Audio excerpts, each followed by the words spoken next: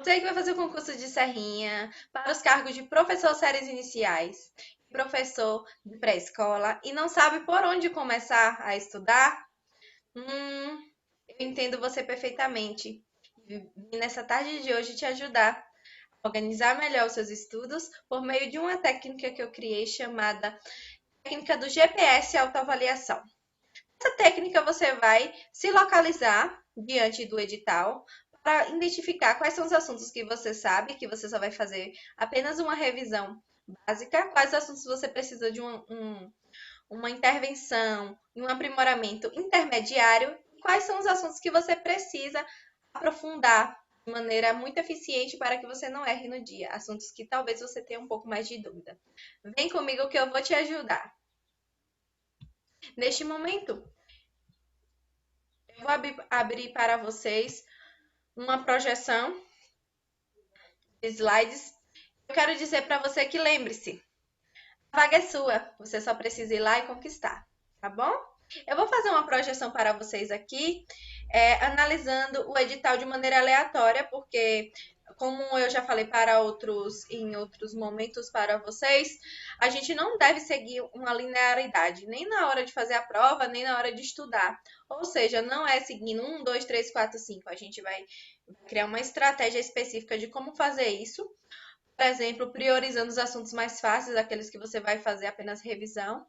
Na sequência, você vai para os assuntos que você está em nível intermediário, fazendo uma revisão mais aprofundada, usando poucos dias para isso, e depois você faz um aprofundamento mais geral, diante daquelas que você tem um pouco mais de dificuldade. Eu vou fazer essa abordagem de trás para frente, porque quem me conhece um pouco da minha técnica sabe que eu opto por fazer um pouco esses movimentos de trás para frente. Em outros vídeos eu vou explicar a funcionalidade disso, mas é isso que eu vou fazer agora, uma projeção de trás para frente, para que vocês percebam um pouco, desde já um pouco dessa lógica. Então, gente, eu vou ler também os tópicos de trás para frente. Vamos lá? A capacidade de compreender o outro, a base ética, autonomia e solidariedade. Esse é um dos temas que vai cair para o edital de professor de séries iniciais e pré-escola. Por que você está trazendo os dois juntos, Karine? Porque é isso, gente. O conteúdo é basicamente o mesmo. É necessariamente o mesmo. É idêntico, é igual.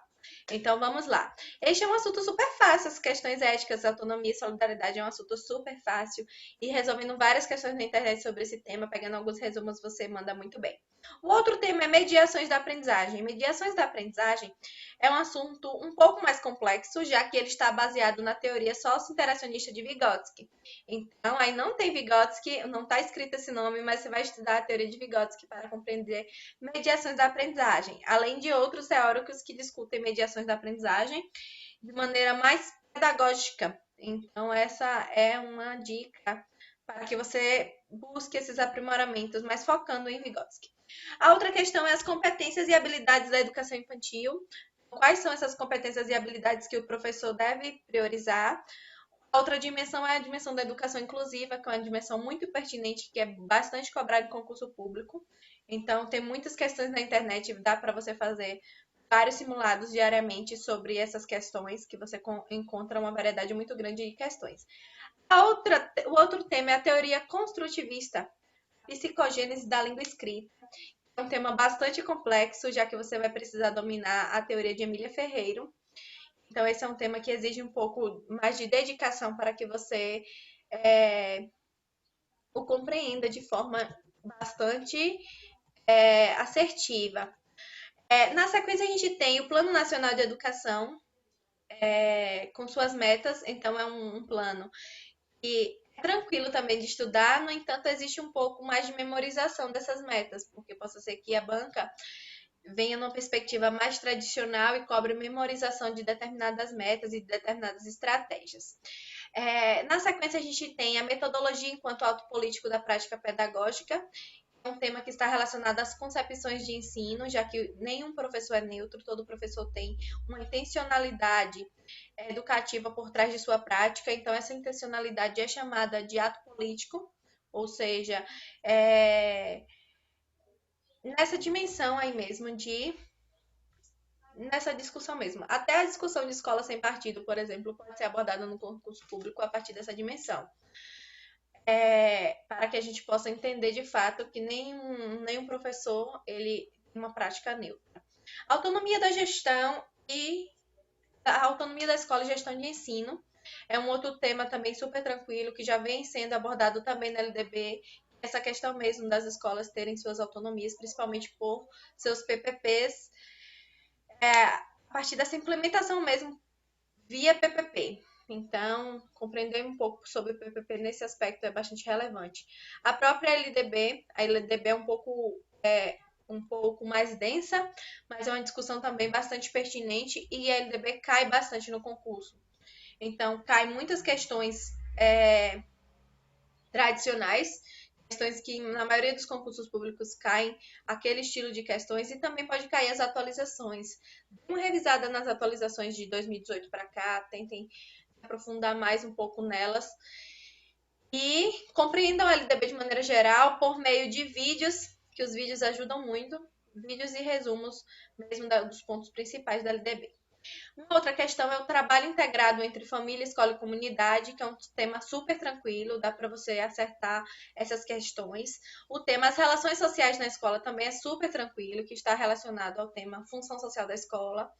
E aí você pode estar trazendo também um estudo, para o seu estudo, um pouco sobre as relações sociais, voltadas especificamente para desigualdade, racismo, relações de poder. Uma outra questão é o papel e compromisso do educador numa sociedade de mudança, ou seja, a importância da escola enquanto espaço de transformação. Você pode ter um pouco dessas reflexões a partir de Paulo Freire, de Gadotti. A outra questão é a relação professor-aluno no processo de ensino-aprendizagem, um processo também muito tranquilo, mas que vai estar embasado na concepção de escola e de ensino-aprendizagem que o professor vai ter. E essa concepção pode estar fundada em diferentes teorias filosóficas, diferentes abordagens mesmo na linha pedagógica. Então, a gente vai fazer um vídeo especificamente sobre isso, para que você busque esse aprimoramento. A gente vai fazer reflexões também teóricas sobre as contribuições dos parâmetros referenciais curriculares para a educação, ou seja, o que é que a gente tem hoje de teoria que nos fundamenta nas discussões sobre currículo. Na sequência, a gente tem abordagens teóricas e metodológicas do planejamento e da avaliação. Como eu falei, as abordagens teóricas e metodológicas, elas recebem diferentes nomes nos concursos públicos. Ela pode ir diferentes nomes nas teorias educacionais. Pode vir como abordagem de ensino. Mizukami, por exemplo, usa esse termo. Pode vir concepções pedagógicas, Pouso usa esse termo. A gente pode ter, por exemplo, tendências pedagógicas. Se eu não estou enganada, é com Saviani. A gente tem uma dimensão ampla também, estudada a partir de Lucchesi.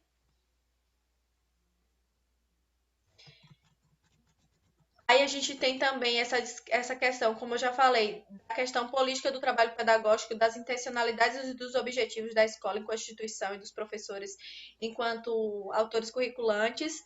A gente tem esse espaço de construção de subjetividades que a própria escola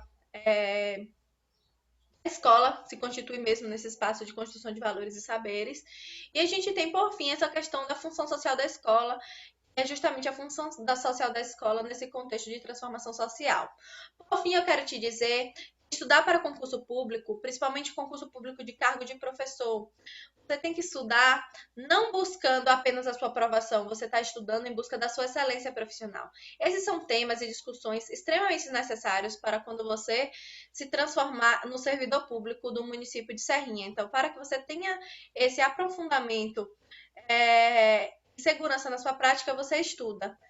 Passar na prova do concurso público será apenas uma consequência e, de fato, uma consequência muito positiva que vai te trazer estabilidade financeira e profissional.